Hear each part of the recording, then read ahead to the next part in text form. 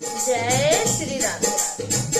ममता मिश्रा के YouTube channel पे सभी भाई, सभी बहनों, सभी दोस्तों, सभी मित्रों से मेरे दिल से नमस्कार है। आइए एक बहुत सुंदर जच्चा गीत गाते हैं और अच्छा लगे तो कमेंट बॉक्स में जरूर बताना और लाइक सब्सक्राइब करना। जय श्री राधे। नदिया चली गई हाय राजा लड़के, नदिया चली गई हाय राजा लड़के, नदिया चली गई हाय राजा लड़के, नदिया चली गई हाय राजा लड़के।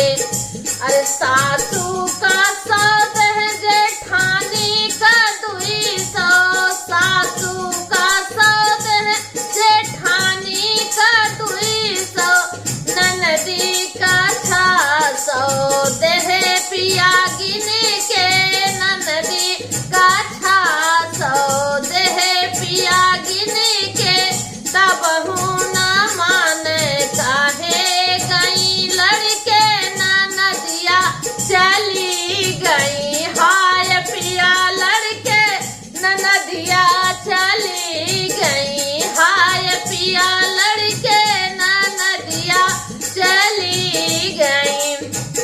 अरे सास कदे है कंगना जेठानी का झाला, सास दे है कंगना जेठानी का झाला, ननदी का हार दे है हीरा जड़वाई के, ननदी का हार दे है हीरा जड़वाई के।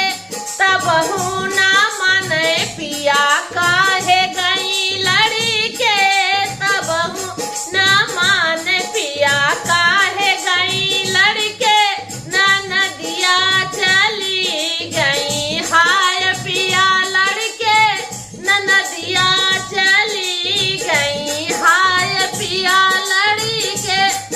अरे सास कदे है पियरी जेठानी का चुनरी, सास दे है पियरी जेठानी का चुनरी। अरे ननदी का लहंगा दे है गोट लगवाई के, ननदी का लहंगा दे है गोट लगवाई के।